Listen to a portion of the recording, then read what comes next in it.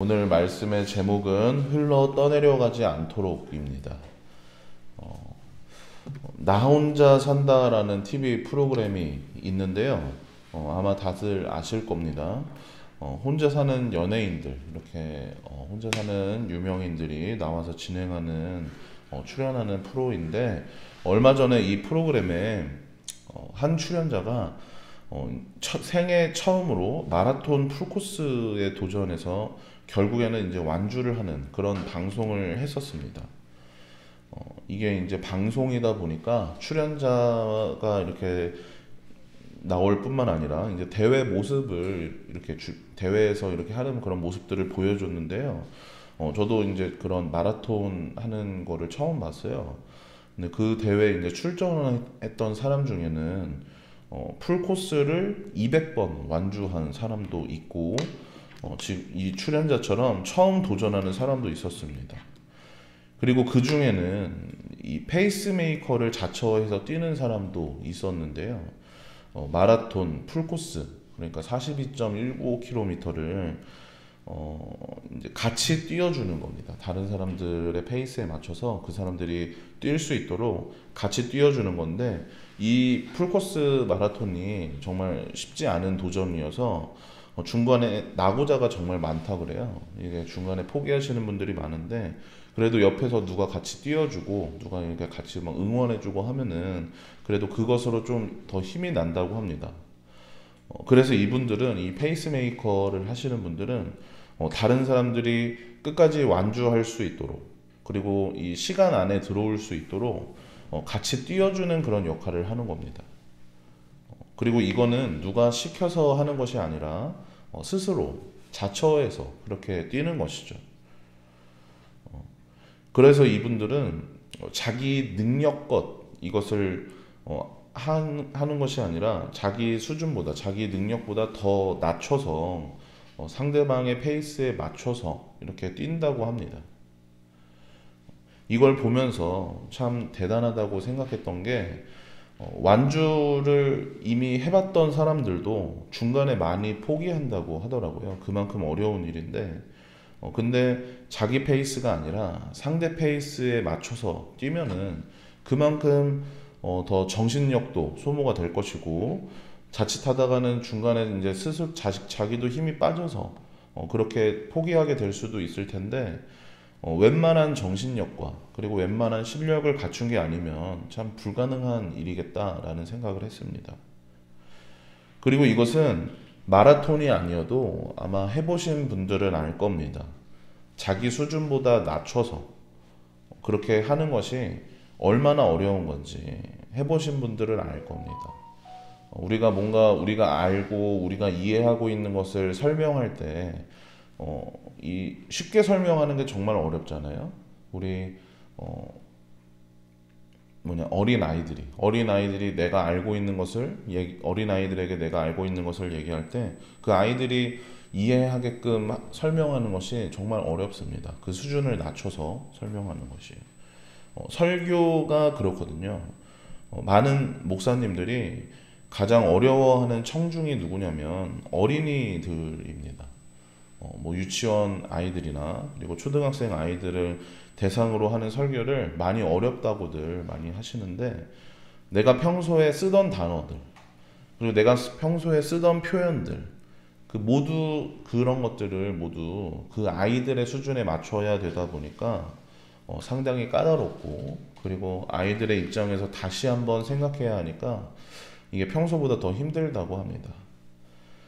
이처럼 내 수준보다 낮춰서 낮아지는 것, 그렇게 쉬운 일이 아닙니다.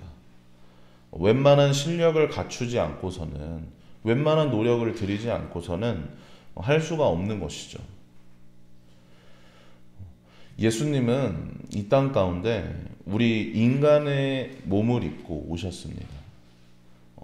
창조주, 조물주이신 하나님께서 직접 피조물이 되어 주셔서 우리에게 오신 것이에요.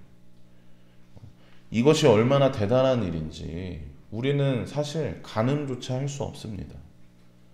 우리의 관점에서, 우리의 시각에서 우리의 인간이라는 이 한계 속에서 그 어떤 것에 비유하더라도 예수님이 성육신하신 이 사건, 이 놀라움은 표현할 수 없을 겁니다. 그저 그분의 전적인 은혜로 이 일을 이루시고 이 일을 우리가 표현할 수 없고 다 알 수조차 없는 이것을 우리로 믿게 하신 겁니다. 오늘 우리가 읽은 이 말씀, 오늘 우리가 읽은 이 말씀은 이 놀라운 사건에 대해서 예수님이 이 땅에 오신 은혜, 그리고 우리를 구원하신 은혜, 그리고 어둠의 세상 주관자들을 이기시고 승리하신 그 은혜에 대해서 증거하고 있습니다. 그것을 이제 천사들하고 비교해서 당시 이 히브리서의 그 말씀이 이 오늘 읽은 이 히브리서의 말씀의 대상이 되었던 유대인들, 그들이 신성하게 여기고 되게 높게 여겼던 그 천사들과 비교하면서 설명을 하고 있는데요. 당시의 사람들은 이것을 용납할 수가 없었던 겁니다. 하나님이 인간이 되셨다는 것을 우리는 익히 들어오고 그리고 익히 많이 접해왔기 때문에 이것을 들었을 때 어떤 거부감이나 반감이 있지 않지만 당시 사람들은 이것을 용납할 수가 없었던 겁니다.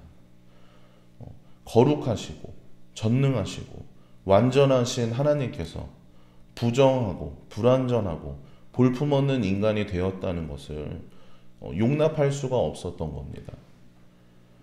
도저히 이것은 가당치도 않은 일이고 내가 그 예수라는 자를 아는데 내가 그 예수라는 자가 어렸을 때 어땠는지 아는데 그가 자라나고 그가 뭘 했고 하는 것을 봤는데 그게 그런 과거의 모습들을 다 봤는데 그가 하나님의 아들이라니 성육신하신 하나님이라니 이건 말도 안 된다고 생각하는 것이죠.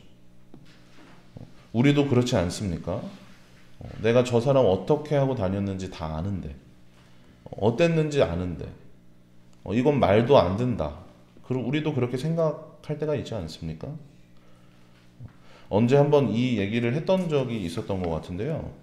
옛날에 이제 어른들은 교회 어른들은 본당 위에는 아무것도 없어야 된다고 그래서 본당 위에 뭘 지으면 안 된다고 이렇게 그러셨다는 얘기를 들었습니다. 뭐 우리 교회가 그렇다는 게 아니라 이런 것도 있다 하면서 그런 얘기를 들었는데 뭐 기타나 드럼 뭐 이런 악기들은 교회에서 사용할 수 없는 그런 부정한 악기여서 쓰면 안 된다 하는 말은 이제 저도 많이 들어와서 알고 있었는데 본당 위에 뭐가 있으면 안 된다라고 하는 얘기는 저는 처음 들어가지고 되게 신기했거든요. 그래서 기억에 남습니다. 그리고 한 번은 저 아는 청년이 교회를 이제 최근에 좀 옮기게 되었는데 근처 교회를 갔다가 이상해서 저한테 이제 물어봤어요. 이렇게 갔던 교회는 사도신경을 안 하고 끝에 한다고 사도신경을 처음에 안 하고 끝에 한다고 이거 이단 아니냐면서 이제 저한테 물어본 적이 있는데 사실 사도신경은 성경에 안 나오거든요. 주기도문은 이제 예수님이 제자들을 향해서 너희는 이렇게 기도하라고 가르치셨는데 사도신경은 성경에 안 나옵니다. 근데 보통 예배 때 사도신경으로 이제 신앙 고백하는 것으로 사도신경으로 이렇게 시작을 하니까 그게 익숙하니까 그렇게 안 하면 뭔가 이상한 거죠. 이처럼 우리는 우리가 만든 법칙, 우리에게 익숙한 것, 그리고 우리가 해오던 것, 그것을 벗어나면 받아들이지 않고 부정해 버리는 경우들이 있습니다.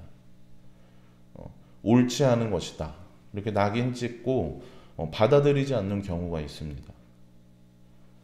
사실 그것 모두가 어쩌면 우리가 만든 것인데 이걸 마치 이제 하나님이 만드신 것처럼 본당 위에 뭐가 있으면 안 된다고 하나님이 정해 주신 것처럼 사도신경은 예배 시작에 해야 된다고 하나님이 정해 주신 것처럼 여겨서 이것을 절대적인 것으로 여겨서 그렇게 생각할 때가 많죠. 이 히브리서의 말씀을 받는 유대인들이 그랬던 겁니다. 이것에 대해서 다 설명을 드리기는 너무 다 설명은 못 드리지만 그 당시에 그 사람들이 갖고 있던 세계관, 그들의 사고방식으로는 하나님이 직접 이 땅에 오신 것이 불가능한 일이라는 것이죠. 그리고 그것도 안 믿기는데 하나님이 직접 오셨는데 인간이 돼서 오셨다. 이것을 받아들이지 못했던 겁니다. 그들이 그러셔야만 했던 이유는 중요하지 않습니다. 그들이 그 사실을 받아들일 수 없는 것으로 그것으로 인해서 계속해서 따져 묻는 것입니다. 어떻게 그럴 수 있냐.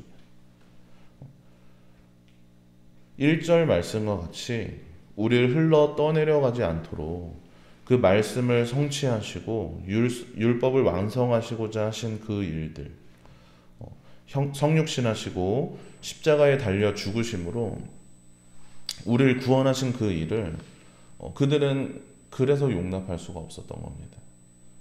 자신들의 사고방식, 자신들의 그 세계관 안에서 절대로 일어날 수 없는 불가능한 일이기 때문에 예수님이 아무리 그 일을 행하셨다고 해도, 하나님이 아무리 그 일들을 행하셨다고 그렇게 설명을 해도 받아들이지 않는 것이죠. 그들은 용납할 수가 없었던 겁니다. 3절 말씀에 대해서 이를 어떻게 말하냐면요. 3절 말씀 제가 읽어드리겠습니다. 우리가 이같이 큰 구원을 등한히 여기면 어찌 그 보응을 피하리요. 이 구원은 처음에 주로 말씀하신 바요 들은 자들이 우리에게 확증한 바니. 네, 이 구원은 처음에 주님이 말씀하신 것이다. 이 예수님이 십자가에 달려 죽으시고 그 복음, 우리에게 임한 그 구원은 처음에 주님이 말씀하신 것이고, 그리고 이를 들은 자들이 확증하여 준 것입니다. 뿐만 아니라 하나님께서도 이것을 표적과 기사와 여러 가지 능력으로 나타내시고 성령을 통해서 함께 증언하셨습니다. 네, 이것에 대해서 4절 말씀 한번 같이 읽어보겠습니다. 자, 시작. 하나님도 표적들과 기사들과 여러 가지 능력과 및 자기의 뜻을 따라 성령이 나누어 주신 것으로서 그들과 함께 증언하셨느니라. 아멘. 네, 예수님이 인간의 몸을 입고 이 땅에 오셔서 십자가에 달려 죽으심으로, 그리고 사흘 만에 부활하심으로 우리를 구원하시고 그렇게 우리에게 영생을 더한 이 일은 사도들이 이것을 경험한 예수님으로부터 직접 말씀을 전해들은 사도들이 증언하고 그것을 전할 뿐만 아니라 하나님께서도 하나님 또한 그동안 나타내셨던 기적과 여러 가지 능력들을 통해서 증언하고 계시다는 겁니다. 그리고 저들에게 성령의 선물을 나누어 주어서 그렇게 나누어 주시면서 함께 증언하고 계시다고 합니다. 히브리서 기자는 자신이 지금 얘기하는 이것이 궤변을 늘어놓는 것이 아니라 사도들이 증언한 것이고, 또한 결정적으로 하나님께서 성령으로 함께 증언하고 있다고 얘기합니다. 내가 만든 신이라는 책이 있어요. 팀 켈러 목사님, 얼마 전에 이제 돌아가신 팀 켈러 목사님이 쓰신 책인데, 내가 만든 신이라는 책인데요. 우리가 하나님 하면서 하나님의 이름을 부르지만 그 대상이 어쩌면 하나님이 아니라 내가 만든 하나님, 내 욕망을 투영한 하나님, 그 하나님을 부르짖고 있다고 얘기하는 것입니다. 이 히브리서의 첫 번째 청중인 그 유대인들이 그랬습니다. 자신들이 생각하는 하나님, 자신들의 가치관, 자신들의 그 사고방식 속의 하나님, 그 하나님만이 하나님이라고, 그 사고방식 안에 있어야만 하나님이라고 그렇게 인정하겠다고 하는 것입니다. 결국에는 내가 만든 신, 내가 만든 하나님만을 섬기겠다고 하는 것이죠. 그리고 이것을 우리에게 익숙한 단어로 바꾸면요, 이 내가 만든 신이라는 이 단어를 익숙하게 바꾸면 우상입니다. 그렇게 입으로는 하나님을 말하지만 내가 인정하는 하나님만을 섬기겠다고 하는 것은 우상 숭배와 다르지 않습니다. 사랑하는 여러분, 우리도 저들과 같을 때가 있습니다. 내가 알고 있는 하나님만을 인정하고 이를 벗어나면 차단하고 잘못된 것으로 낙인 찍을 때가 있습니다. 그리고 내 욕망을 투영한 내가 만든 하나님을 부르짖을 때가 있습니다. 그래서 예수님이 이 땅에 오신 겁니다.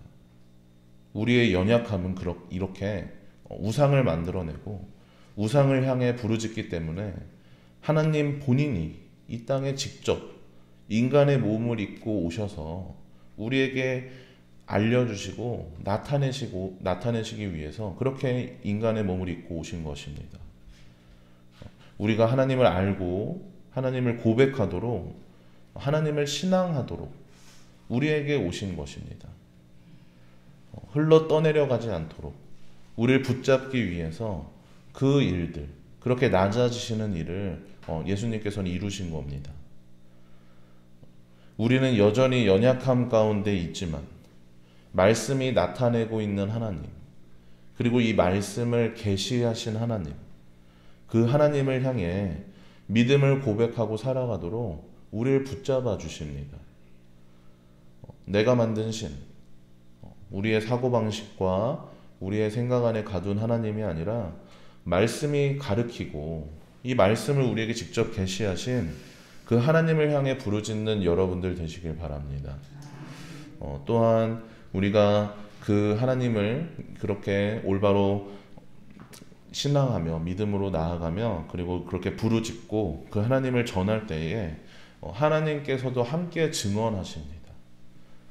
오늘 말씀에 성령이 우리에게 복음을 전하고 은혜를 전하도록 선물을 주셨다고 그렇게 말씀을 하고 있는데요. 그것은 분명히, 그 선물은 분명히 우리 안에 있습니다. 그렇게 우리가 말씀이 증거하고 있는 이 예수님을 우리 또한 증거하고 나타낼 때에 분명히 우리와 함께, 하나님께서 우리와 함께 증언하실 것이고 이것을 믿는 믿음으로 담대하게 나아가시는 여러분들 되시길 주님의 이름으로 축복합니다.